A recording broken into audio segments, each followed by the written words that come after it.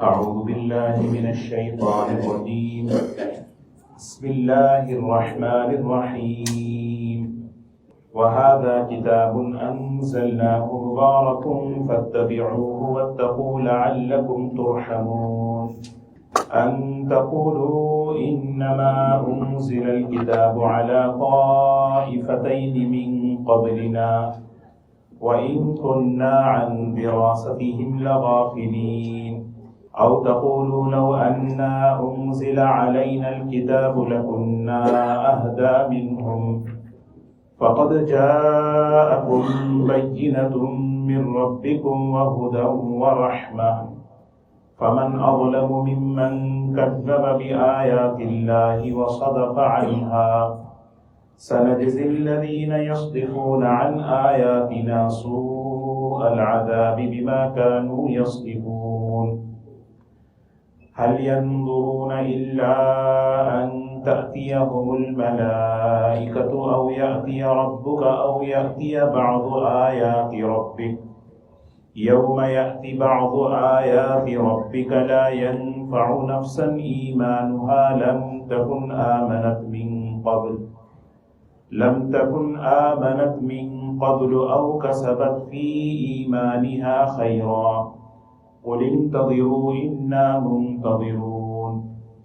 إن الذين فرقوا دينهم وكانوا شيعا لست منهم في شيء إنما أمرهم إلى الله ثم ينبئهم بما كانوا يفعلون.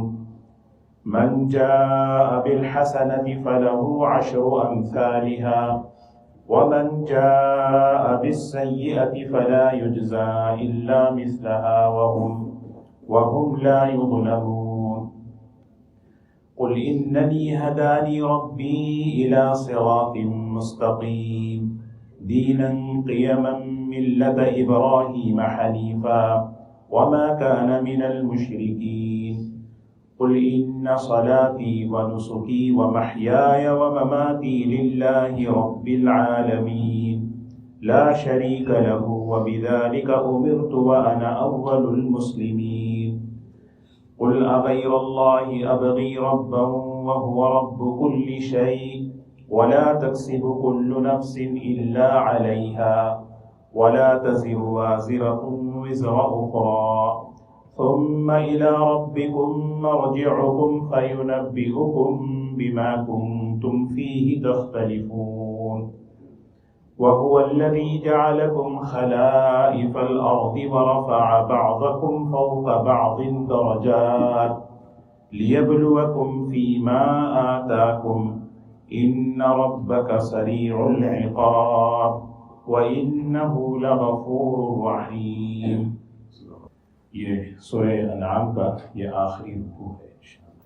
اللہ تعالیٰ اپنی کتاب کا، اپنے کلام پاک کا تعارف فرما ہے. وَهَذَا كِتَابٌ أَنزَلْنَاهُ مُبَارَكٌ فَاتَّبِعُوهُ وَاتَّقُوا لَعَلَّكُمْ تُرْحَمُونَ. گزشتہ آیتوں میں بتایا گیا کہ سیدھا راستہ کیا ہے، اور یہ سیدھا راستہ ہر زمانے میں نبیوں کے ذریعے سے بتایا گیا ہے. اور حضرت موسیٰ علیہ السلام کو جو کتاب دی گئی، اس کتاب کے ذریعے سے بنی اسرائیل کو بھی اللہ تعالیٰ نے بتایا یہ ساری یہی سیدھے راستے ہیں.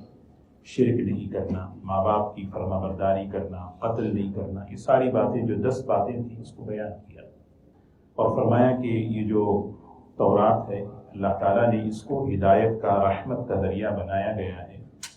اور اس پر چلنے کے لیے جو مزاج بنتا ہے بلقاء ربہم یؤمنون، جس کا جتنا اللہ سے ملاقات کا یقین بنتا ہے اتنا ہی اللہ کی کتاب پر وہ چلنے کا مزاج بنتا ہے. اگر اللہ سے ملنے کا یقین نہیں ہے، یعنی آخرت کا یقین اگر نہیں ہے تو پھر کوئی چیز کتاب پر نہیں لاتی. تو پھر اللہ تعالیٰ فرمائیں کہ دیکھو ان لوگوں نے ناقدری کی ہے اس کلام کی، تم نہیں کرنا. اب آگے فرمایا اب جو کتاب ہے ہمارے پاس اس کا تعارف ہو رہا ہے. وَهَذَا كِتَابٌ، یہ کتاب میں جو ہے تنوین ہے، یہ تعظیم اور شان بتانے کے لیے. یہ قرآن پاک ایسی عظیم الشان کتاب ہے، ایسی عظیم الشان جس کی عظمت اتنی بڑی. مبارک انزلناہ، ہم نے اس کو اتارا ہے، ہم نے اس کو نازل کیا۔ اللہ تعالیٰ بار بار قرآن پاک میں یہ فرماتے یہ کتاب کسی کی لکھی ہوئی نہیں بلکہ ہم نے اس کو اتارا ہے، اللہ کی طرف سے اتاری گئی ہے۔ مبارکن، اور بڑی بابرکت ہے، پڑھنے کے اعتبار سے، سننے کے اعتبار سے، اور جب آدمی پڑھتا ہے تو کم از کم 10 نیکیاں ہیں، سننے پر بھی نیکیاں ہیں۔ اس گھر میں تلاوت ہوتی ہے، اللہ کی رحمت اترتی ہے، سکینہ نازل ہوتا ہے، ہر اعتبار سے، عمل کے اعتبار سے بھی بابرکت۔ اور اس کی کئی صورتیں ایسی ہیں جو بہت زیادہ فضیلت والی ہیں۔ جمعہ ہے تو سورہ کہف، یعنی سورہ واقعہ، سورہ یاسین، سورہ ملک، کتنی، اور پڑھنے والے بھی بابرکت۔ جتنا اس سے ہماری زندگیاں جڑیں گی اتنی ہی برکت ہماری زندگی میں آئے گی۔ تو آگے بتایا کیسے اس سے اپنی زندگی جوڑیں، اس قرآن پاک کی برکتوں کو کیسے لیں۔ اس کلام پاک کی برکتوں کو لینے کا دو طریقہ بتایا، انہی کے گھر میں رکھ لیے، غلاف میں بہت اوپر رکھ دیے۔ اللہ تعالیٰ کہہ رہے فَاتَّبِعُوهُ وَاتَّقُوهُ، یہ 2 چیزیں، جو باتیں اس میں بتائی گئی اس کی اتباع کرو، یہ اصل مقصد ہے اس قرآن پاک کا، اس کی اتباع کرو۔ وَاتَّقُوا، اور جن چیزوں سے منع کیا گیا اس سے بچو، اللہ کی غضب، اللہ کی ناراضگی اس میں ہے، اس سے اپنے آپ کو بچاؤ۔ 2 چیزیں، کرنے کی باتوں کو پوری طرح کرنا، بچنے کی باتوں سے پوری طرح بچنا۔ لعلکم ترحمون، یقیناً تم پر اللہ کی رحمتیں متوجہ ہوں گی۔ قرآن پاک کی کتنی بڑی رحمتیں ہیں، کتنی برکتیں ہیں، اس کو لینے کا راستہ کیا ہے؟ اس کی تلاوت، اس کو سمجھنا اور اس پر عمل کرنا۔ عمل میں 2 چیزیں ہیں، کرنے کی باتوں پر کرنا اور نہ کرنے کی باتوں سے اپنے آپ کی حفاظت کرنا۔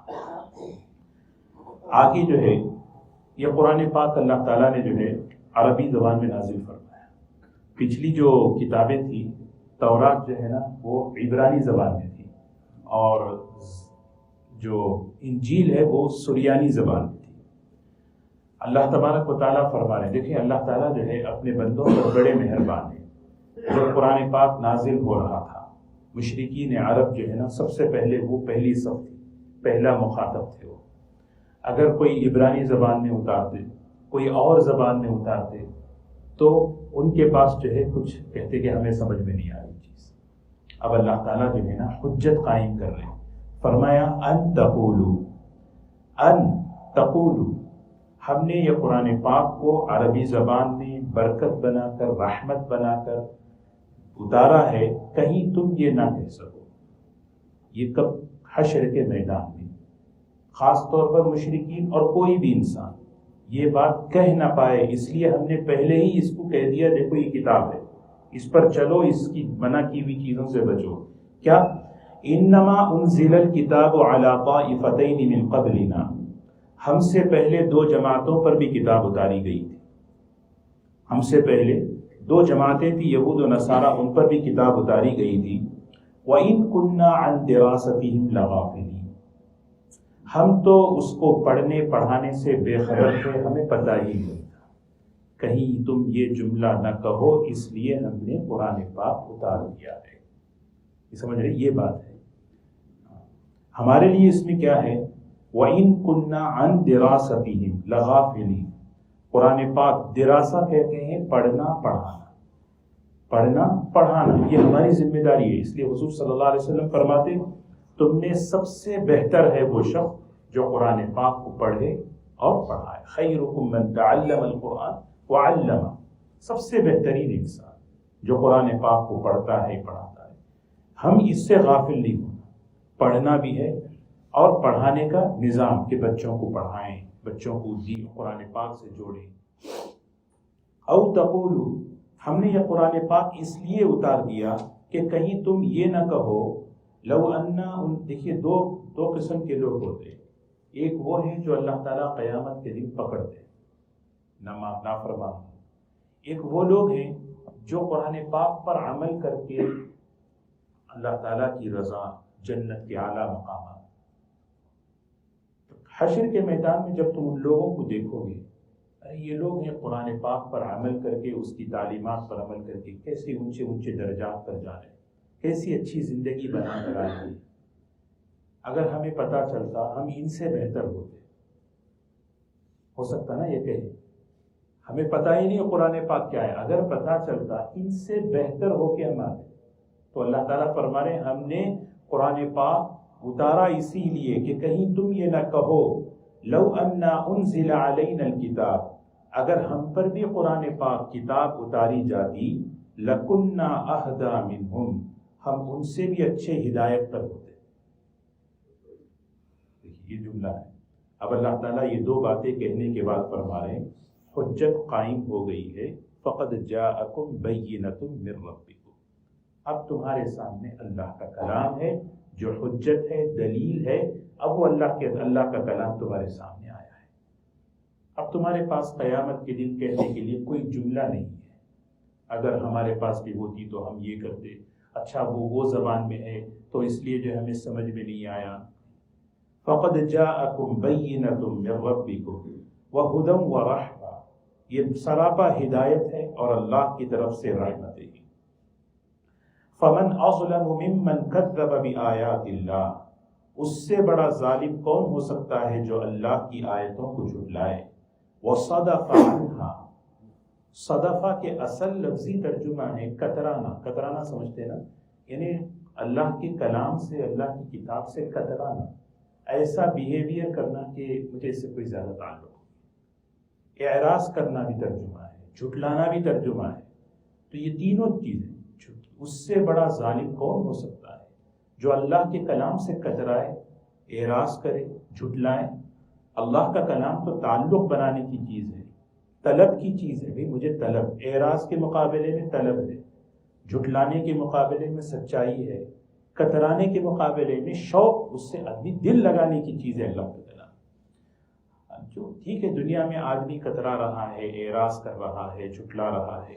سنجزی الذین یصدفون عن آیاتنا، قیامت کے دن ہم اس کے اعراض کرنے کا، جھٹلانے کا، کترانے کا بدترین عذاب دیں گے. بما، اس وجہ سے کہ کانوا یصدفون، دنیا میں وہ اللہ کی آیتوں کو، اللہ کے کلام کو جھٹلایا کرتے تھے.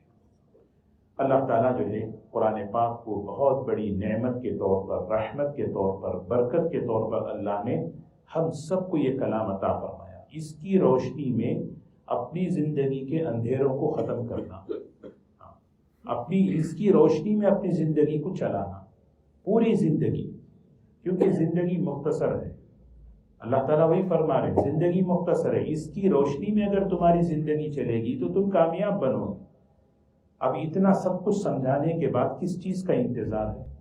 اللہ تعالیٰ پوچھ رہے کس چیز کا. هل ينظرون الا ان تأتيهم الملائکہ، کس چیز کا انتظار کر رہے ہیں یہ لوگ؟ فرشتے کا انتظار کر رہے ہیں. فرشتے کا معنی کیا ہے؟ موت. فرشتہ کب آتا ہے؟ فرشتہ ایک مقصد کے لیے آتا ہے انسان کے پاس. کب؟ لے جانے کے لیے آتا ہے. کس چیز کا انتظار کر رہے ہیں لوگ؟ اس کے انتظار میں بیٹھے. الا ان تأتيهم الملائکہ، کہ فرشتہ ان کے پاس آئے، یعنی موت. اور دوسری چیز او یأتی ربک، کیا وہ اس کا انتظار کر رہے ہیں کہ آپ کا پروردگار آئے؟ پروردگار، اللہ کے آنے کا کیا مطلب ہے؟ رب کا آنا. رب تو شکل جسم سے پاک ہے، رب کا آنے کا مطلب کیا ہے؟ عذاب ہے. عذاب. کس چیز کا انتظار کر رہے ہیں؟ اللہ کے عذاب کا انتظار کر رہے ہیں. ایک سوال اللہ تعالیٰ پوچھ رہے ہیں. اور کیسے اللہ تعالیٰ آئیں گے؟ سورہ نحل میں اللہ تعالیٰ فرما رہے ہیں افامن الذین مکروا السیئات ان یخسف اللہ بہم الارض او تأتیہم العذاب من حیث لا یشعرون. کتنے بے خوف ہو چکے ہیں یہ نافرمان، کتنے بے خوف، اللہ کی نافرمانیوں میں اتنے مشغول ہو کر بے خوف ہو چکے ہیں اللہ کی پکڑ سے کہ ان کو پتہ ہی نہیں. اللہ تعالیٰ ایسی جگہ سے عذاب لائیں گے کہ انہیں پتہ بھی نہیں چلے گا. او یأخذہم علی تخوف، ڈرا ڈرا کر پکڑتے. او یأخذہم فی تقلبہم، اللہ پلٹ دیتے ہیں. اللہ حفاظت کرتا ہے. تو اللہ تعالیٰ تین سوال کر رہے ہیں. کس چیز کا انتظار کر رہے ہیں؟ موت کا انتظار کر رہے ہیں، یا اللہ کے عذاب کا انتظار کر رہے ہیں، او یأتی بعض آیات ربی، یا اللہ تعالیٰ کی بعض وہ نشانیاں ہیں جن نشانیوں کے آنے کے بعد کسی کی توبہ، کسی کا ایمان قبول نہیں، اس کا انتظار کر رہے ہیں۔ اور وہ کون سی نشانیاں ہیں؟ حضور اکرم صلی اللہ علیہ وسلم نے 10 نشانیاں بتائیں۔ وہ 10 نشانیاں، جیسے سورج جو ہے نا روزانہ مشرق سے طلوع ہوتا ہے، مغرب سے طلوع ہونا، یہ آخری نشانی ہے۔ دجال ہیں، مہدی ہیں، یعنی بڑی بڑی نشانیاں ہیں قیامت کی، حضور اکرم صلی اللہ علیہ وسلم نے فرمایا ہے۔ کس چیز کا؟ یعنی اس کا انتظار کر رہے ہیں۔ یعنی حدیث بھی ہے نا، بادروا بالاعمال، بھائی آگے بڑھو، عمل کر لو، عمل میں آگے بڑھو۔ جو نعمت زندگی کی، صحت کی، فرصت کی، جوانی کے اللہ دیے ہیں، اس سے اپنی آخرت بنا لو۔ هل تنتظرون الا فقرا منسیا، آج اللہ تعالیٰ جو ہے خوشحالی عطا فرمائے ہیں، تو کس چیز کا انتظار کر رہے ہیں؟ محتاجگی کا؟ دکھاتے ہیں اللہ تعالیٰ کی محتاجگی کیسی۔ او غنى مطغیہ، یا کس چیز کا؟ ایسی مالداری کا جو تمہیں بغاوت پر، سرکشی پر لے آئے۔ او مرضا مفسدا، یا ایسی بیماری کا جو تمہارے جسم کو توڑ دے۔ او حرما مفندا، یا ایسے بڑھاپے کا انتظار کر رہے ہو کہ بوڑھے ہونے کے بعد نماز پڑھیں گے، فلاں کام کریں گے، فلاں کام کریں گے، ایسا بڑھاپا جو سٹیا جائے۔ او الدجال، کس چیز کا انتظار؟ بخاری شریف کی روایت ہے، هل ينتظر، کس کا انتظار کر رہے ہیں؟ اللہ تعالیٰ پوچھ رہے ہیں۔ پھر آگے اللہ تعالیٰ فرماتے ہیں ایمان کا اعتبار تو غیب ہے، جس وقت مشاہدہ ہوگا، مشاہدہ سمجھتے ہیں نا، جو کچھ اس وقت غیب میں ہے، وہ غیب جب ہماری آنکھوں کے سامنے آ جائے گا، اس وقت اللہ تعالیٰ توبہ کے دروازے بند، ایمان کے دروازے بند کر دیتے ہیں۔ اور وہ غیب 2 وقت کھلتا ہے، ایک انفرادی طور پر، ایک اجتماعی طور پر۔ انفرادی طور پر کب؟ جس کی موت کا وقت آتا ہے۔ فلولا اذا بلغت الحلقوم وانتم حينئذ تنظرون، جس وقت روح حلق میں اٹکتی ہے نا، اس وقت ڈاکٹر ہیں، ماں باپ ہیں، بیوی بچے سب کچھ ہوں گے، کوئی نظر نہیں آ رہا ہوگا، فرشتے نظر آ رہے ہیں۔ وانتم حينئذ تنظرون ونحن اقرب الیہ منکم ولکن لا تبصرون، تم دیکھیں وہ کچھ اور، وہ ہم سمجھتے وہ ہمیں دیکھ رہا ہے، وہ نہیں دیکھ رہا ہے، وہ جانے والا تو کسی اور غیب کو دیکھ رہا ہے، کسی اور عالم کو دیکھ رہا ہے۔ اور اس عالم میں ایمان معتبر نہیں، اس عالم میں توبہ معتبر نہیں، اس عالم کی وراثت بھی معتبر نہیں، وصیت، وراثتی وصیت۔ آدمی پر ایسا اگر وقت کیفیت طاری ہو، اس موقع پر کہے کہ میرا یہ مال میں سب کچھ اللہ نے، اس وقت کا اعتبار نہیں، آپ کا وقت نکل گیا۔ حضور اکرم صلی اللہ علیہ وسلم فرماتے ہیں اللہ تبارک و تعالیٰ بندے کی توبہ قبول فرماتے رہتے ہیں ما لم یغرغر، جب تک کہ غرغرہ نہ ہو۔ غرغرہ کا مطلب روح حلق میں آ کے اٹکتی ہے، پھر اس کے بعد آنکھیں کیا ہیں، وہی آگے قرآن میں دیکھنا، یوم یأتی بعض آیات ربک، جس دن کے اللہ کی بعض نشانیاں تمہارے سامنے کھلیں گی، اس موقع پر لا ينفع نفسا ایمانھا، کسی شخص کا ایمان نفع نہیں دے گا ایمان لانا۔ فرعون بھی تو لایا نا ایمان، اس نے بھی تو کہا آمنت برب موسیٰ و ہارون، میں موسیٰ اور ہارون کے رب پہ ایمان لا چکا میں۔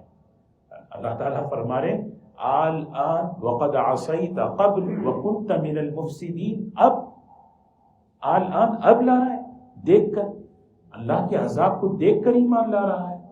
وقد عصیت، ساری زندگی تو نے نافرمانی کی، وکنت من المفسدین، اور فسادیوں میں تھا تو۔ پھر اللہ تعالیٰ سب کو بتانے کے لیے کیا کیا، فَالْيَوْمَ نُنَجِّيكَ بِبَدَنِكَ لِتَكُونَ لِمَنْ خَلْفَكَ آیَةً، ہم نے اس کے جسم کو جو ہے نا نشانی کے طور پہ محفوظ کر دیا۔ وَإِنَّ كَثِيرًا مِنَ النَّاسِ عَنْ آیَاتِنَا لَغَافِلُونَ، اتنی بڑی ہماری قدرت کی نشانی کے باوجود بھی لوگ غفلت میں۔ غفلت کا کوئی علاج نہیں ہے، غفلت کا علاج مجاہدہ ہے۔ غفلت کو خود آدمی جب تک طے نہیں کرتا اس وقت تک غفلت نہیں نکلتی۔ وہی فرمایا، اور یہ تو بے ایمانوں کے بارے میں ہے، دوسرا جملہ ایمان والوں کے بارے میں ہے، وہ کیا ہے، او کسبت فی ایمانہا خیرا، یہ تو مومن ہے لیکن زندگی میں گناہ بہت ہیں، بڑے بڑے گناہوں کا انبار لگا کے رکھ لیا ہے، بڑی بڑی نافرمانی۔ جیسے ہی موت غیب کھلا، مشاہدے میں آ گئی چیزیں، اب کہ اے اللہ معاف کر دے، اے اللہ معاف کر دے۔ لم تکن او کسبت فی ایمانہا خیرا، خیر سے مراد توبہ ہے، خیر سے مراد نیک عمل ہے، اس وقت کوئی کام نہیں آئے گا۔ قل، کہیے نبی جی، انتظروا انا منتظرون، ٹھیک ہے بات نہیں مانتے، تم بھی دیکھو ہم بھی دیکھیں گے، یہ ہے محاورہ، تم بھی انتظار کرو ہم بھی انتظار کریں گے۔ یہاں تک تو اللہ تعالیٰ نے ساری بات یہاں تک بتا دی۔ گزشتہ آیتوں میں سیدھا راستہ بیان کرنے کے بعد اللہ تعالیٰ نے فرمایا سیدھے راستے پر چلو، زندگی مختصر ہے، اور وہ راستہ کیا ہے؟ یہ ساری 10 باتیں ہیں۔ سورہ انعام کا جو خاص مضمون ہے نا وہ شرک کی تردید ہے۔ مشرکین مکہ کے اندر شرک جو ہے نا مختلف قسم کا تھا، اور مشرک جو ہے نہیں پریشان رہتا ہے۔ قرآن میں اللہ تعالیٰ بڑی عجیب مثال دیا، ضرب اللہ مثلا رجلا فیہ شرکاء ومتشاکسون سلما لرجل هل یستویان مثلا الحمد للہ بل اکثرهم لا یعلمون۔ سبحان اللہ، یہ آیت پر غور کریں، آدمی کو سکون کہاں ملتا ہے؟ آدمی سکون سے کہاں رہتا؟ توحید پر، ایمان پر۔ اللہ مثال دے رہے، ایک شخص کی مثال ایسی ہے وہ ایک آدمی، اس کے 10 مالک ہیں، 10 آقا ہیں، 10 آقا ہیں، کتنے؟ ہاں، اس کا بھی، اس کا بھی، اس کا بھی، اس کا بھی۔ ایک وہ آدمی ہے، اور ایک وہ آدمی ہے جس کا آقا ایک ہے۔ سلما لرجل هل یستویان مثلا، دونوں کی زندگی برابر ہو سکتی ہے؟ الحمدللہ، کہو الحمدللہ، اللہ نے ہمیں کلمہ دے کر ایک کا بندہ بنایا، وہ اللہ ہے۔ اس لیے مشرک اس کو خوش کرو، اس کو خوش کرو، 4 جاب کریں گے تو 4 باس کو خوش کرنا ہے، اسی لیے منع ہے، کانفلکٹ آف انٹرسٹ ہے۔ تو جو ہے یعنی اللہ تعالیٰ کہہ رہے ہیں یہ مضمون سورہ انعام کا جو ہے نا، شرک کو ختم کرو، اور مشرک پریشان۔ اب شرک میں کیا ہے معلوم؟ یہ لوگ جو ہے نا یہ چیز کئی چیزوں کو بنا کے کیا ہے پریشان ہو گئے۔ اللہ تعالیٰ اس امت سے کہہ رہے دیکھو تمہیں ایک دین کی نعمت ملی ہے، اس کا شکر ادا کرو۔ اس کے شکر کا ایک طریقہ یہ ہے اس دین کو میں تفریق پیدا نہ کرو، اس دین میں تفریق پیدا نہ کرو۔ پچھلی آیت میں کیا ہے؟ وَأَنَّ هَذَا صِرَاطِي مُسْتَقِيمًا فَاتَّبِعُوهُ، یہ میرا سیدھا راستہ ہے، اس پہ چلو۔ وَلَا تَتَّبِعُوا السُّبُلَ، یہی فرمایا اللہ تعالیٰ نے۔ إِنَّ الَّذِينَ فَرَّقُوا، اب تک تو ان سب کی باتیں بتا دی، دیکھو ان کے شرک کتنے قسم کے تھے، یعنی اب اللہ نے ہمیں توحید کی نعمت دے کر ایک دین ہمیں دیا ہے، دین اسلام۔ اب اس کا شکر کیا ہے؟ وہ ہے اس کا شکر میں ایک شکر کیا ہے؟ دین پر جمنا ہے۔ یقیناً وہ لوگ فرقوا دینہم، جنہوں نے اپنے دین میں تفریقے پیدا کر دیے، دین کو کیا کر دیا؟ دین میں فرقہ بازی۔ وَكَانُوا شِيَعًا، اور وہ جماعتیں بن گئی، گروپ بن گئے۔ سب سے پہلا حکم کیا ہے معلوم؟ یعنی ہم مسلمان ہیں، آپ بھی ٹھیک ہیں، آپ بھی ٹھیک ہیں، آپ بھی ٹھیک ہیں، نہیں میں مسلمان ہوں تو مطلب یہ ہے لست منہم فی شیء۔ اسی لیے ہمارے کلمے میں کیا ہے معلوم؟ اللہ ایک ہے نہیں ہے، پہلے لا الہ الا اللہ ہے، لا الہ ہے، بعد میں الا اللہ ہے۔ جب تک لا الہ نہیں کہیں گے الا اللہ نہیں ہوگا، سمجھ رہے نا؟ جب تک نفی نہیں ہوگی، اسی لیے دیکھیں نا سب سے پہلے لا الہ پھر الا اللہ۔ نہیں میں مانوں گا اللہ ایک ہے، اچھا مسلم نہیں، ایک عیسائی آ کے اسلام قبول کرتا ہے، اس کے لیے ضروری ہے وہ کہے کہ حضرت عیسیٰ علیہ السلام اللہ کے بندے ہیں اور اللہ کے پیغمبر ہیں۔ نہیں میں مسلمان، میں اسلام کو مانتا ہوں، لیکن اپنے پرانے جو عقیدے ہیں اس کو بھی میں تسلیم کرتا ہوں۔ نہیں لست منہم فی شیء، کہہ دیجیے آپ نبی جی کوئی آپ کا ان سے تعلق ہے ہی نہیں، یہ براءت ضروری ہے، سمجھ رہے ہیں؟ اس لیے ابراہیم علیہ السلام سے ہی کہلوایا قد کانت لکم اسوۃ حسنۃ فی ابراہیم، ابراہیم علیہ السلام کی سیرت میں تمہارے لیے نمونہ ہے۔ وہ نمونہ کیا تھا؟ کھڑے ہو کر انہوں نے کہہ دیا انا براء منکم ومما تعبدون من دون اللہ، میں برات کا اعلان کرتا ہوں ان چیزوں سے جس کو تم پرستش کرتے ہو۔ کفرنا بکم، میں انکار کرتا ہوں ان چیز کو جو تم مانتے ہو۔ سمجھ رہے؟ یہ دل کا اقرار ہے، عقیدہ ہے، کیونکہ اب توحید، یہ سورہ انعام ختم ہو رہی ہے، اب توحید کو جو ہے نا کیا کر رہے ہیں اللہ تعالیٰ ریفریش کر رہے ہیں، بھائی تو ایمان کی تجدید کرو، اپنے ایمان کو تازہ کرو۔ یہ ہے ان الذین ایک حدیث یاد آئی، رسول اللہ صلی اللہ علیہ وسلم نے ایک مرتبہ صحابہ کے سامنے ایک خط کھینچا، خط کے معنی ہے لکیر، ایک لکیر کھینچا، پھر اس کے دائیں بائیں دائیں بائیں اس طرح لکیر بناتے گئے، پھر آپ نے فرمایا وَأَنَّ هَذَا صِرَاطِي مُسْتَقِيمًا فَاتَّبِعُوهُ، یہ ہے میرا سیدھا راستہ، پھر آپ نے فرمایا وَلَا تَتَّبِعُوا السُّبُلَ، یہ دائیں بائیں جتنے ہیں ان کی پیروی مت کرو، فَتَفَرَّقَ بِكُمْ عَنْ سَبِيلِي، اسلام سے ہٹ جاؤ۔ کچھ باتیں ذہن میں رکھنا ہے۔ سب سے پہلی بات دیکھیے نا، اس دین اسلام سارے نبیوں کا ایک ہی ہے، اور وہ اصول ہے، وہ کیا ہے؟ توحید، رسالت، آخرت۔ شریعتیں مختلف رہی ہیں، شریعتیں کیا ہیں؟ مختلف رہی ہیں۔ لِكُلٍّ جَعَلْنَا مِنْكُمْ شِرْعَةً وَمِنْهَاجًا، ہر نبی کی شریعت الگ الگ رہی ہے، سمجھ رہے؟ لیکن اصول دین ایک ہے، توحید، ایمانیات، یعنی اس میں کوئی تبدیلی نہیں۔ لیکن یہاں سے ایک بات یہ سمجھنا ہے کہ اس کو عام طور پر اس حدیث کو لے کر لوگ غلط فہمی میں مبتلا ہوتے ہیں۔ کیا کہتے ہیں؟ دیکھو بھائی اللہ نے کہا سیدھا ایک راستے پہ چلو، ایک ہی راستہ ہے، یہ دائیں بائیں، یہ شافی، مالکی، حنبلی، حنفی، یہ جو ہے نا جتنے ہیں نا، یہ سب کیا ہیں؟ یہ سب تو تھے نہیں حضور صلی اللہ علیہ وسلم کے زمانے میں، یہ سب حضور صلی اللہ علیہ وسلم کے زمانے میں نہیں تھے۔ یہ مس انڈرسٹینڈنگ ہے، اس سے کیا ہے، لوگوں کو کنفیوز کیا جاتا ہے۔ ہاں بھائی اچھا پھر کیا کرنا ہے؟ نہیں، قرآن اور سنت کا راستہ ہے، قرآن اور سنت کا راستہ ہے۔ بالکل نہیں، قرآن اور سنت ہی کے راستے پر کیسے چلنا ہے؟ حضور اکرم صلی اللہ علیہ وسلم نے فرمایا لَيَأْتِيَنَّ عَلَىٰ أُمَّتِي، میری امت پر ایک ایسا زمانہ آئے گا جو بنی اسرائیل کے زمانے پر آیا تھا، حَذْوَ النَّعْلِ بِالنَّعْلِ، میری امت بنی اسرائیل کے قدم بقدم چلے گی، بالکل، یہاں تک کہ کوئی اس میں برائی کا ارتکاب کیا ہے وہی برائی یہ میری امت کا بھی کرے گا۔ پھر آپ نے اس موقع پہ کیا فرمایا؟ دیکھو میری امت، پچھلی امتوں میں 72 فرقے جو ہے بنے، 72 فرقے، اور میری امت میں 73 فرقے بنیں گے، سب کے سب جہنم میں جائیں گے، ایک فرقہ جنت میں جائے گا۔ کون سا فرقہ ہے وہ؟ کوئی بتا سکتا ہے کون سا فرقہ ہے؟ قرآن اور سنت نہیں ہے۔ حضور صلی اللہ علیہ وسلم نے قرآن اور سنت نہیں فرمایا اس حدیث میں، آپ نے ایک جملہ فرمایا ما انا علیہ واصحابی، جس راستے پر میں اور میرے صحابہ ہیں وہ راستہ ہے۔ لوگ کنفیوز، حدیث دیکھیں نا کیا وجہ، کیا معلوم؟ قرآن کا نام لے کر لوگ قرآن سے گمراہ کر رہے ہیں، حدیث کا نام لے کر لوگ حدیثوں سے گمراہی پیدا کرتے ہیں۔ تو یہاں پہ فرمایا ما انا علیہ واصحابی، جس راستے پر میں ہوں اور میرے صحابہ ہیں، جس راستے پر میں اور میرے صحابہ ہیں، سمجھ رہے نا؟ حالانکہ آپ کہہ سکتے ہیں حضور صلی اللہ علیہ وسلم اور صحابہ کس راستے پر ہیں؟ قرآن اور سنت ہی پر ہیں، لیکن آپ نے جملہ جو ارشاد فرمایا میرے صحابہ جس راستے پر ہیں۔ اسی لیے کبھی بھی کسی بھی آدمی کا عقیدہ صحیح ہونا ہے تو اس میں جانچنے کا جو معیار ہے نا، آپ کا صحابہ کے بارے میں کیا عقیدہ ہے بھائی؟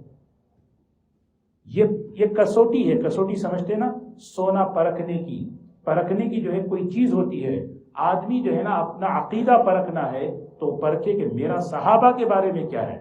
اسی لیے صحابہ کے بارے میں حضور صلی اللہ علیہ وسلم فرماتے ان کے بارے میں اپنی زبان کی حفاظت کرو، اللہ فی اصحابی، اللہ کا واسطہ دیتا ہوں، اللہ کا واسطہ دیتا ہوں میرے صحابہ کے بارے میں زبان مت چلاؤ، کیونکہ جب ان کے بارے میں زبان چلاؤ گے پھر کیا ہوگا؟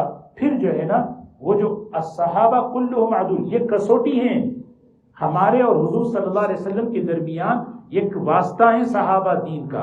اگر آج باطل کیا کر رہا ہے معلوم؟ اس طبقے کو جو ہے نا اس پر سے اعتماد ختم کرنے کی کوشش کر رہا ہے، اس کو جو ہے نا اتنا بولو کہ یہ تاکہ اچھے نام لے کر قرآن حدیث، بھائی ہم قرآن حدیث، قرآن سنت، سب قرآن اور سنت، قرآن و حدیث کو ہی مانتے ہیں۔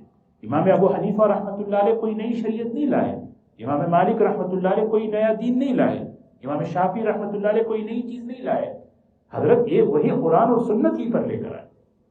تو آپ نے جو جملہ فرمایا ما انا علیہ واصحابی، جس پر میں اور میرے صحابہ ہیں، یہ ہمیشہ ذہن میں رکھنا، جس پر میں اور میرے صحابہ۔ اور کیوں؟ اس لیے کہ یہ پیشن گوئی ہے، قیامت کے قریب ایسے فتنے آئیں گے۔ کیا ہے حدیث؟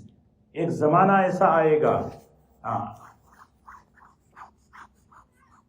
رجل شبعان متکئا علی اریکتہ، شبعان کہتے ہیں پیٹ بھرا، شبعان پیٹ بھرے کو کہتے ہیں۔ پیٹ بھرا دو معنی میں فرمایا، آدمی جب پیٹ بھرا ہوتا ہے تو مغرور ہوتا ہے، دوسرا پیٹ بھرا کا مطلب عیش و عشرت میں پڑا ہوا، متکئا علی اریکتہ، تکیہ ٹیک لگائے ہوئے، یعنی مسہری پر، کرسی پر ٹیک لگائے ہوئے، یعنی بالکل اعراض کے تو حضور صلی اللہ علیہ وسلم مثال دے رہے ہیں۔ دیکھو، اور وہ کیا کہتا ہے، حسبنا کتاب اللہ، ہمارے لیے تو قرآن کافی ہے، ہمارے لیے کتاب کافی ہے، جو ہم قرآن میں پاتے ہیں اس کو مانتے ہیں، جو قرآن میں نہیں پاتے اس کو نہیں مانتے۔ کتنی چیزیں ہیں جو حدیث پاک میں حضور اکرم صلی اللہ علیہ وسلم نے بتائی، قرآن پاک کی تشریح ہے، تفسیر ہے حدیث پاک۔ تو جو ہے نا، یہ آپ نے پیشن گوئی دے دی، قرآن کا نام لے کر حدیثوں کا بڑا انکار کر دیا ایک طبقے نے، کیا نہیں کیا؟ قرآن کا انکار کر لے، نام لے کر قرآن حدیثوں کا انکار کر دیا، انکار حدیث کا فتنہ پیدا ہوا، اور صرف قرآن اور حدیث کا نام لے کر جو ہے نا صحابہ کی بہت سی سیرت کا اور ان کی سنتوں کا انکار کر دیا۔ حالانکہ حضور صلی اللہ علیہ وسلم فرماتے ہیں علیکم بسنتی وسنت الخلفاء الراشدین المہدیین، میری سنت کو مضبوطی سے پکڑو اور میرے خلفاء راشدین کی سنت۔ خلفاء راشدین کون ہیں؟ حضرت عمر اور حضرت ابو بکر اور عمر، حضرت علی اور عثمان اور علی رضی اللہ عنہ ہیں۔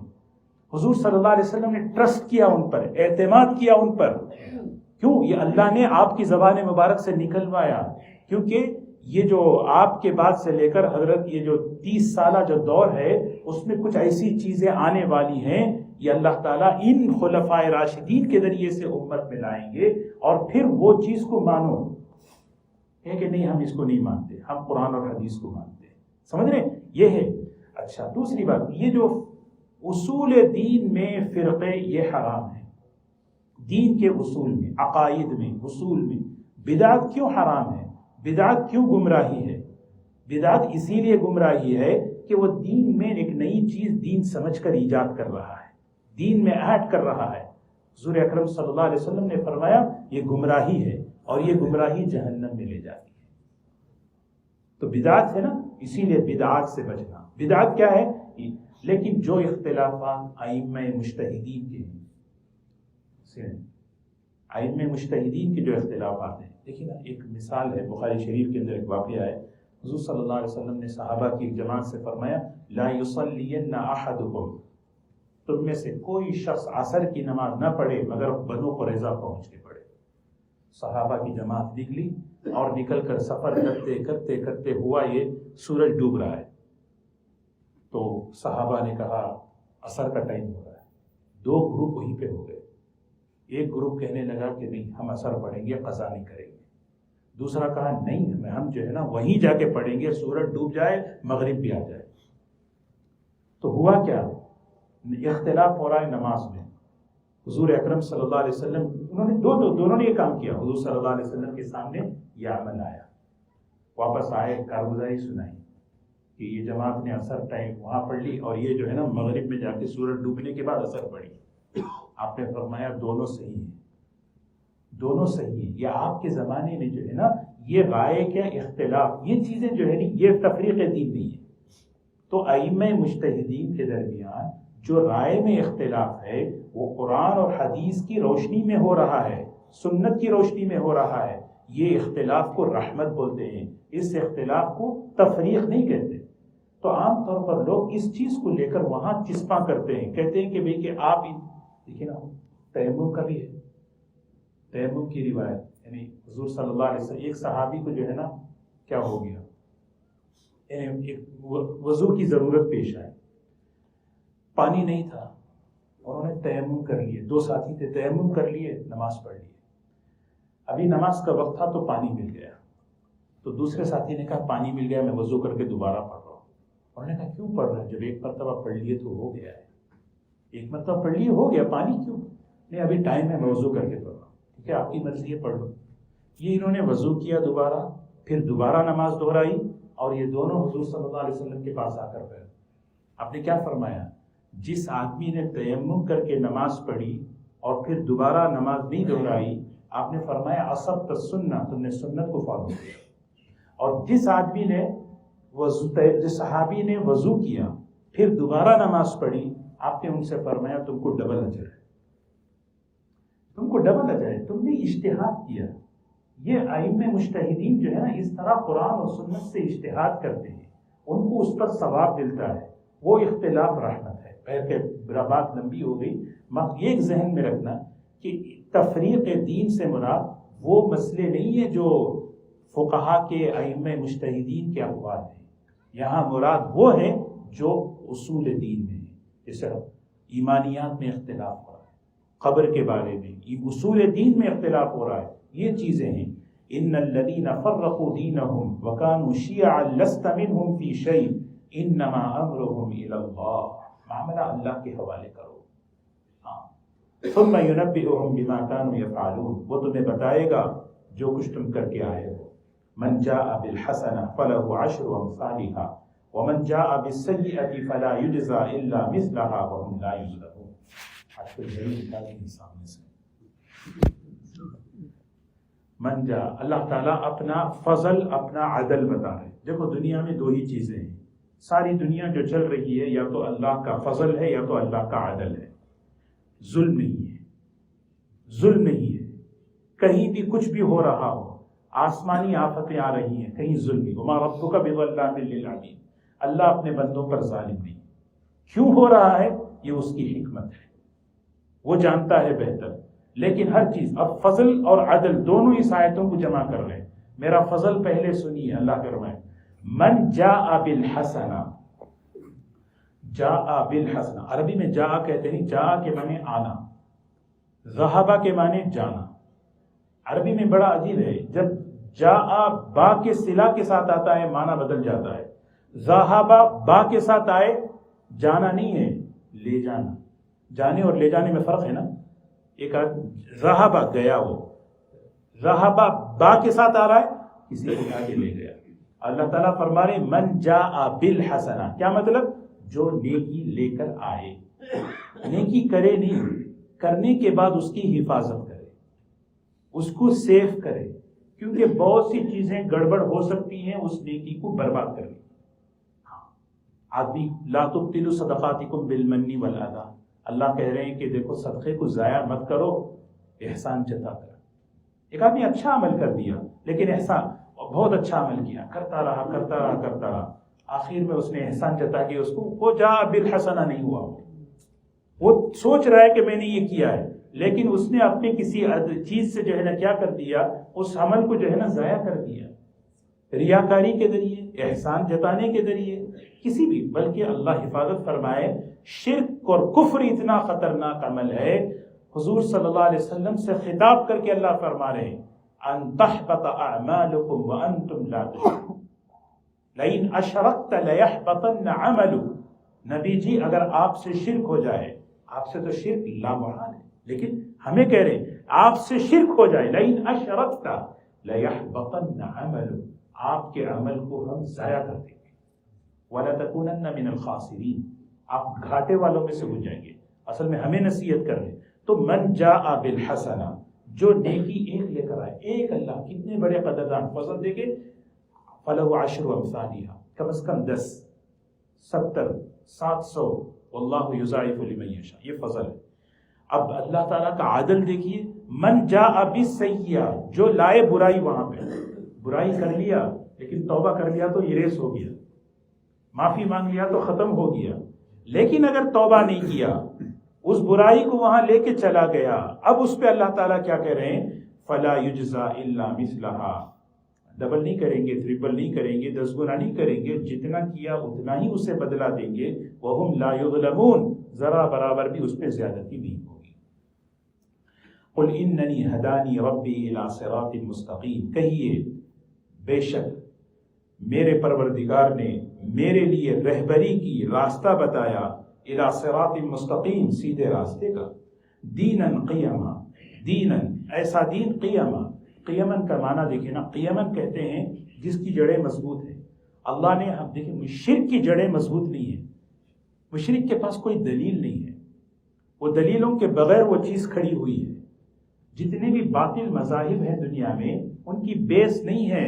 اللہ تعالیٰ کہہ رہے ہیں تمہیں جو دین اسلام ملا ہے، قیما، وہ مستحکم ہے، مضبوط ہے، اس کے دلائل ٹھوس ہیں. اللہ ہمارا ہے اس کی دلیل ہے, آخرت ہے اس کی دلیل ہے. اس لیے دینا قیما کہ تمہارا جو دین ہے نا یہ اس کی بنیادیں ہیں, ٹھوس ہے. اس لیے جو ہے نا یہ ہمیں خود سمجھنا, بچوں کو سمجھانا. ورنہ کیا ہے اگر یہ چیزیں نہیں ہوں گی تو پھر جو ہے نا ایوری تھنگ از گڈ, اچھا ٹھیک ہے انہوں بھی صحیح کر رہے ہیں ہم بھی صحیح کر رہے ہیں سب ٹھیک ہے چلو. نہیں, دینا قیما ہمارے دین کی بنیادیں ہیں. کوئی بھی دین, نماز ہے اس کی دین کی بنیاد ہے. میں نے سوچے حضور صلی اللہ علیہ وسلم کس طرح وضو کرتے تھے, کیسے نماز پڑھتے تھے, ساری روایتیں آج بھی ثابت ہیں کیسی مضبوطی کے ساتھ, سند کے ساتھ. ملت ابراہیم حنیفہ, ملت ابراہیم علیہ السلام کی ملت پر ہے یہ دین. اور حنیفہ, ابراہیم کون ہے؟ یکسو ہے. حنیف کہتے ہیں یکسو, یکسو کے معنی ہیں میں نے بار بار ٹھیک ہے ہاں یہ بھی صحیح ہے یہ بھی صحیح ہے, جیسے میں اس کو فالو کر رہا ہوں. نہیں, ابراہیم, کیونکہ ابراہیم علیہ السلام کو جو ہے نا ہر قوم دعویٰ کرتی تھی.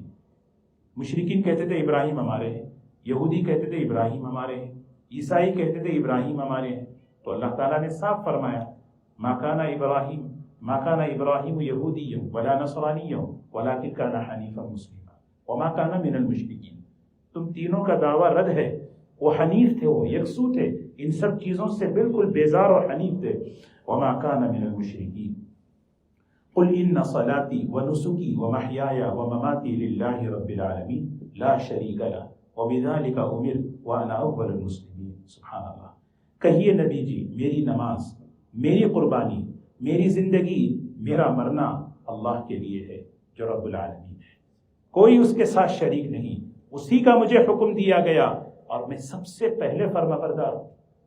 نبی جو ہے نہیں فلسفی نہیں تھے, خالی تھیوری پیش کر کے چلے جاتے تھے. ہمیں نماز بتاتے تو آپ کی نمازیں ہمارے زیادہ ہوتی تھی. آپ صدقہ بتاتے تھے تو آپ کا صدقہ امت سے زیادہ ہوتا تھا. آپ دنیا سے بے رغبتی کی بات کرتے تھے تو آپ کی بے رغبتی پوری امت سے زیادہ ہوتی. جس چیز کو آپ کہہ رہے ہیں وَأَنَا أَوَّلُ الْمُسْلِمِينَ, میں اس کا سب سے پہلے فرما بردار ہوں. اللہ, عجیب بات ہے. حضور صلی اللہ علیہ وسلم جب دعا پڑھتے, نماز پڑھتے تھے, یہ کئی جو ہے نا دعائیں ہیں, میں نے اس سے پہلے بھی عرض کیا تھا. علامہ ابن قیم رحمۃ اللہ علیہ نے زاد المعاد میں لکھا ہے حضور صلی اللہ علیہ وسلم نماز کے اندر 7 جگہوں پر دعا کرتے تھے. کتنی جگہ؟ 7 جگہ. اور یہ 7 جگہ نوافل میں کرنا ہے. کبھی کبھی ہماری نفل 2 رکعت ایسی ہو کہ اس میں دعائیں. اور کیا کیا دعا کرتے تھے, اس میں یہ بھی ایک دعا ہے. جب آپ نماز کے لیے کھڑے ہوتے نفل نماز میں, اللہ اکبر کہتے, قل ان صلاتی ونسکی ومحیایا ومماتی للہ رب العالمین. یہ آیت جو ہے آدمی کے ذہن کو سکون پہنچاتی. 2 چیزیں دنیا میں ہیں, ایک اللہ کا شرعی نظام ہے, ایک اللہ کا تکوینی نظام ہے. شریعت کا نظام کیا ہے؟ نماز فرض ہے, روزے فرض ہیں, زکوٰۃ فرض ہے, یہ حرام ہے, اس سے بچو, یہ شریعت ہے. اور تکوینی نظام کیا ہے؟ تکوینی نظام یہ ہے اللہ تعالیٰ جو ہے نہیں سورج کا نظام, چاند کا نظام, ہواؤں کا نظام, بادلوں کا نظام, تکوینہ. یہ تو عالم میں چل رہا. ایک تکوین میرے ساتھ بھی ہے. ہاں, میرے ساتھ کیا ہے معلوم؟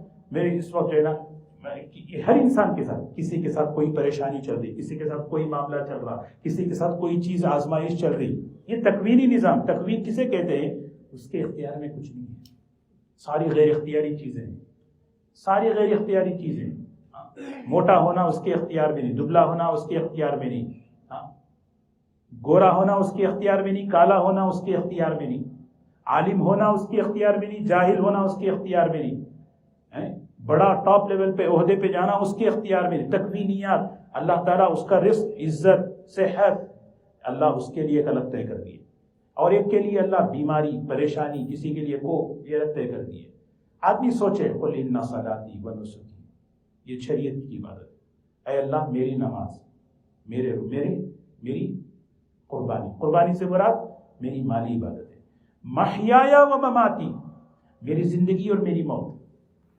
زندگی اور موت, کب پیدا ہونا ہے کسی کے اختیار میں ہے, کب مرنا کسی کے اختیار میں نہیں ہے. اس کے درمیان کے جتنے تکوینی نظام ہیں, مثال کے طور پر اللہ نہ کرے کسی کی جاب چلی گئی, کسی کو جو ہے نا بڑا عہدہ مل گیا, کسی کو جو ہے نا کوئی پریشانی آ گئی, ان صلاتی و نسکی و محیایا و مماتی للہ، اے اللہ بس تیرے ہی لیے ہے، تیری ہی طرف سے ہے، بس تیری ہی لیے، بس تیری طرف سے. اور تو کون ہے؟ رب العالمین ہے.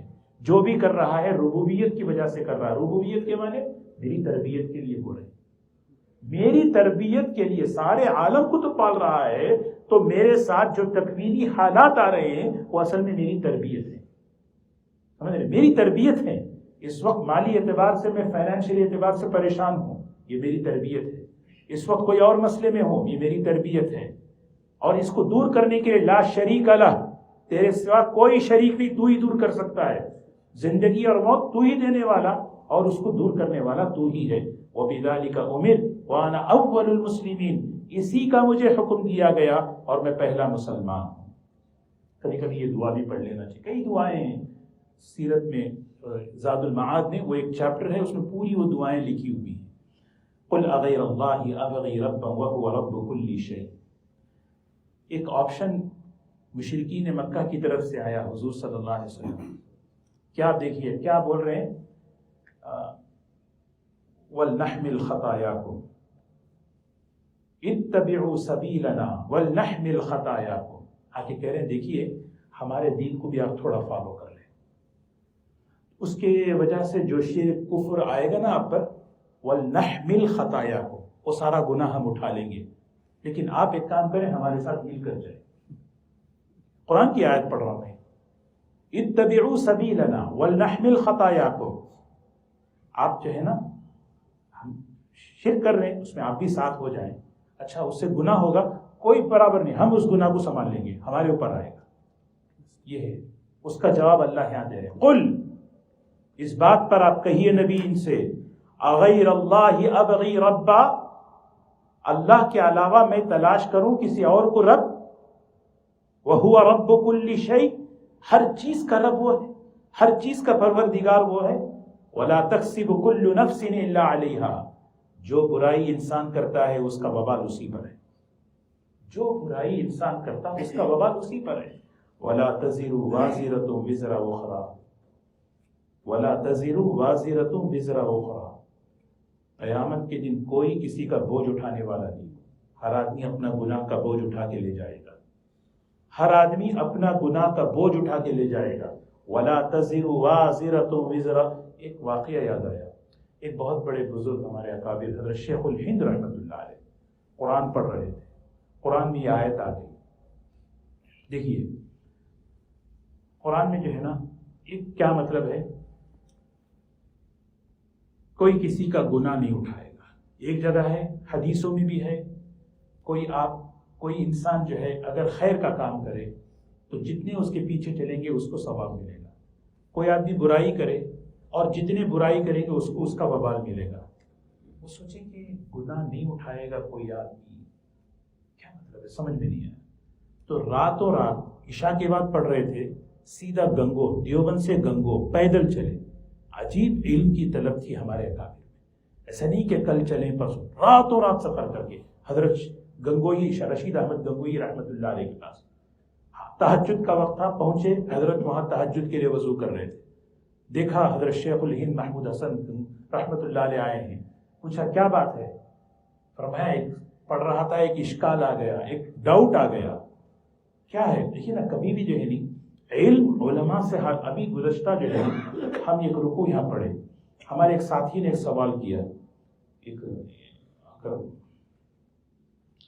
جی آیت نمبر 148 ہے، اس میں ہمارے ایک ساتھی نے تفسیر کے بعد یہ بھی سوال کیا، وَلَوْ شَاءَ اللَّهُ مَا أَشْرَكُوا وَلَوْ شَاءَ اللَّهُ مَا أَشْرَكْنَا. اللہ اگر نہیں چاہتا تو کوئی مشرک ہی نہیں ہوتا. سمجھ رہے نا؟ تو اللہ چاہا ہے اس لیے سب مشرک ہیں. تو یہ جتنے مشرک ہیں اس میں اللہ کے چاہنا بھی داخل ہے. اللہ اگر آدمی ایسی آیتیں لے کے لوگ پریشان ہوتے ہیں. اللہ تعالیٰ ہمارے علماء نے ایک ہی چھوٹا جملہ لکھا ہے، چھوٹا جملہ کیا ہے؟ اس آیت میں بیان قدرت ہے. بیان قدرت سمجھتے ہیں؟ اللہ نے اپنی قدرت بیان کی. اگر میں چاہتا، میری قدرت اتنی بڑی ہے دنیا میں ایک بھی مشرک نہیں ہوتا. یہ بیان قدرت اللہ بیان کر رہے ہیں، اپنی مرضی نہیں بیان کر رہے، اپنی چاہت نہیں بیان کر رہے. ہم اس کو غلط اس لے کر یہ کہتے ہیں اچھا سب مشرک جتنے بھی ہیں وہ اللہ کے چاہنے کی وجہ سے ہیں. کیوں ہیں؟ اللہ قرآن میں کہہ رہے ہیں وَلَوْ شَاءَ اللَّهُ مَا أَشْرَكْنَا، اگر اللہ نہیں چاہتا تو نہیں ہوتے، اللہ چاہ رہے اس لیے ہیں، تو ان کو کیا قصور ہے، یہ کیوں ان کو جہنم میں ڈال رہے ہیں؟ سمجھ رہے ہیں؟ یہاں سے جو ہے نا غلط فہمی پیدا ہوتی ہے. یہی بھی تو اللہ تعالیٰ قرآن پاک میں تو حضرت شیخ الہند کی باتیں آ رہی. حضرت نے ایک جملہ فرمایا، دیکھیے ایک ہے ایمان ایک ہے عمل. اس آیت کا تعلق ایمان سے ہے. مختصر جملے میں فرمایا کیسے؟ مثال کے طور پر ایک باپ مسلمان ہے، بیٹا کافر ہے، کافر ہو گیا، اس بیٹے کا کفر اس باپ کے سر پہ نہیں ڈالا جائے گا. اس بیٹے کا کفر باپ کے سر پہ نہیں ڈالا جائے گا. اسی طرح الٹا. اور اسی طرح اعمال کی جہاں بات آتی ہے، اعمال میں یہ چیز ہے کہ تم اچھا طریقہ ایجاد کرو، ان کے پیچھے جتنے چلنے والے ہیں سب کو ایک بری کتاب لکھ دو، اس کو پڑھ کے جتنے گمراہ ہوں گے سارے گمراہوں کا وبال اس پہ ہوگا. انا نحن نحیی الموتى ونکتب ما قدموا وآثارهم. یہ آثار ہیں، آثار. آدمی کوئی کام کرتا ہے تو اس کا اثر، اس کا جو چھوڑتا ہے اس جتنا پیچھے. اسی لیے آدمی ہمیشہ کہتے ہیں نا سب سے بدترین گناہ کون سا؟ آدمی مر جائے گناہ زندہ رہے. اس سے بڑا گناہ دنیا میں نہیں. آدمی مر گیا لیکن اس کا گناہ زندہ ہے، اس سے بڑا گناہ نہیں ہے. آدمی مر گیا، بہترین ایک تھیٹر بنا دیا، مر گیا، اب جتنے دیکھ رہے ہیں سب ایصال عذاب، ایصال گناہ. اللہ حفاظت. اسی لیے حضور صلی اللہ علیہ وسلم فرماتے خوشخبری ہے اس شخص کے لیے جو ہدایت کا سبب بنے. بہت بڑی خوشخبری ہے. وویل، اور بدترین ہلاکت ہے اس شخص کے لیے جعلہ اللہ مفتاحا للشر، جس شر کی چابی بن جائے. تو ثم الى ربکم مرجعکم فینبئکم بما کنتم فیہ تختلفون. تم سب کو اپنے پروردگار کی طرف لوٹنا ہے، اللہ تعالیٰ وہاں تمہارے اختلاف کا فیصلہ کریں گے. آخری آیت ہے وَهُوَ الَّذِي جَعَلَكُمْ خَلَائِفَ الْأَرْضِ. وہی اللہ ہے جس نے تم سب کو کیا بنایا؟ خلیفہ بنایا. خلیفہ سمجھتے ہیں؟ نائب بنایا. اللہ نے ہم سب کو جانشین بنایا. لاسٹ ایئر اس مجمع میں جتنے بیٹھے تھے کتنے چلے گئے؟ ہمارے رشتہ داروں میں کتنے تھے کتنے چلے گئے؟ اللہ بار بار یہ کہہ رہے ہیں اب یہ توحید پر آنا ہے، ایمان پر آنا ہے، اعمال پر آنا ہے. یہ سوچو، یہ نہیں سوچو کہ مجھے ہمیشہ یہاں رہنا ہے. آدمی دھوکے میں کیا رہتا ہے؟ میرے بغیر یہ کیسے چلے گا، میرے بغیر یہ کیسے چلے گا. ذرا پلٹ کے آدمی دیکھے، جو لوگ یہ بولتے تھے ان کے بغیر آج چل رہا ہے تو میرے بغیر بھی چلے گا ایسے ہی. جو لوگ اس طرح بولتے تھے، اسی لیے یہ آخری آیت کی پوری تفسیر سورہ اعراف ہے. یہ آخری آیت کی پوری تفسیر سورہ اعراف ہے. سورہ اعراف میں انہی لوگوں کے قصے اللہ بیان کریں گے جو یہ سمجھتے تھے کہ ہم ہمیشہ رہیں گے، ہمارے بغیر کچھ نہیں ہوگا. اللہ تعالیٰ فرما رہے هو الذی جعلکم خلائف الارض. اب اللہ تعالیٰ اس دنیا میں بنانے کے بعد کیا ہے؟ ورفع بعضکم فوق بعض درجات. اللہ تعالیٰ نے ایک کو دوسرے پر جو ہے نا تفاوت دیا، درجات بنائے. رفع، اس نے بنایا. اللہ تعالیٰ کہہ رہے ہیں تم نے نہیں کر لیا. یہ جو اونچ نیچ ہے نا، اب اس مجمع میں کتنے مینیجر ہیں، کتنے انجینئر ہیں، کتنے حفاظ ہیں، کتنے ڈاکٹر ہیں، یعنی یہ سب کیا ہے؟ یہ اس کا نظام ہے، یہ اس کا طے شدہ ہے. یہ اس طرح ہمارے خاندان میں، ہماری فیملی میں اونچ نیچ جتنا ہے، مال کے اعتبار سے، صحت کے اعتبار سے، ہر اعتبار سے بھی یہ اونچ نیچ کیا ہے؟ یہ سب اس کا. ورفع بعضکم فوق بعض درجات. تو جب یہ سوچتا ہے آدمی تو کبھی کیا نہیں کرتا؟ چیز ملنے پر آدمی اتراتا نہیں، اور نہیں ملنے پہ افسوس بھی نہیں کرتا. یہ اللہ کا نظام ہے. اچھا جس کو ملا جس کو نہیں ملا، کیوں ملا؟ تیسرا جملہ لیبلوکم فیما آتاکم. جو کچھ تمہارے پاس ہے اس کا امتحان ہے. بس یہ دنیا امتحان کی جگہ ہے. آپ مینیجر ہیں تو آپ امتحان میں ہیں، ایک ڈاکٹر ہے تو امتحان میں ہے، عالم ہے تو امتحان میں ہے، کوئی فلاں ہے تو امتحان میں ہے، غریب ہے تو وہ بھی امتحان ہے، مالدار ہے تو وہ بھی امتحان ہے. ہر ایک امتحان میں ہے. وہ اپنی غربت میں امتحان، یہ اپنی مالداری میں امتحان. وہ اپنی خوشحالی میں امتحان، یہ اپنی آزمائش میں امتحان. ہر ایک امتحان میں. ترکی میں زلزلہ آیا، وہاں کے لوگ بھی امتحان میں ہیں. کوئی آدمی کسی بھی وقت امتحان سے بچ نہیں سکتا. حضور صلی اللہ علیہ وسلم نے اس دنیا کا تعارف امتحان کی جگہ سے فرمایا. اور پھر امتحان جب ہوتا ہے تو پھر کیا ہے؟ اللہ تعالیٰ کی طرف سے فیصلے ہوتے ہیں. اب اللہ کے فیصلے سنا رہے دیکھو، ان ربک سریع العقاب وانہ لغفور رحیم، یقیناً آپ کا پروردگار بہت جلد پکڑنے والا ہے۔ دنیا میں 3 قسم کے لوگ ہوتے ہیں، ایک جو ہے نا نافرمان مجرم ہوتے ہیں، اور یہاں اللہ تعالیٰ آخری آیت میں 3 صفات بیان کر رہے ہیں۔ 3 طبقے ہوتے ہیں، ایک طبقہ وہ ہے جو مجرمین ہیں، اللہ ان سے کہہ رہے ہیں بچو ڈرو، اللہ کی پکڑ بہت جلد آنے والی ہے، بہت سخت ہے، بہت تیز ہے، سریع کے معنی بہت تیزی سے، کب آ سکے اور معلوم نہیں ہے، اس لیے نہیں آ رہی دھوکے میں مت آؤ۔ ان ربک سریع، بے شک تمہارا پروردگار بہت ہی سریع، بہت جلد حساب پکڑنے والا ہے۔ دوسرا طبقہ وہ ہے جن سے کیا ہو جاتا ہے، گناہ ہو جاتے ہیں، گناہ ہو جاتے ہیں لیکن ندامت ہوتی ہے، وآخرون اعترفوا بذنوبہم، بھائی ہم سے گناہ ہو گیا یا اللہ معاف کر، اللہ کہہ رہے ہیں غفور ہے ان کے لیے، اللہ گھبراؤ نہیں، شرک ہو گیا تو بھی معافی کر دیں گے، بڑا سے بڑا گناہ ہو تب بھی معاف کریں گے۔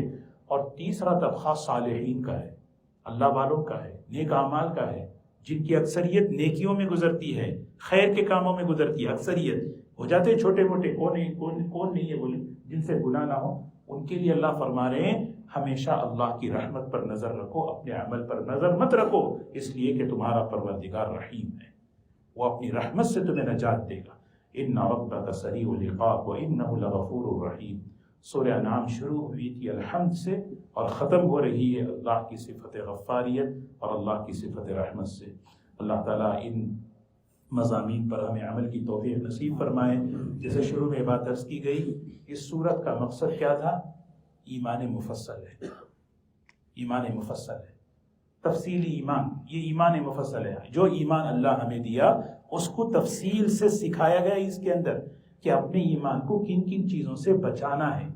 وضو ٹوٹنے کی 4 چیزیں ہیں، ایمان کن چیزوں سے ٹوٹتا ہے؟ ایسا نہیں کہ آدمی ایمان بھی ٹوٹتا ہے، آدمی اپنے کو دھوکے میں رکھا میں مومن ہوں، ایک مستقل عنوان ہے، کبھی اس پر انشاءاللہ بات، ایمان کن چیزوں سے ٹوٹتا ہے اس کو تفصیل سے بیان کیا اللہ نے۔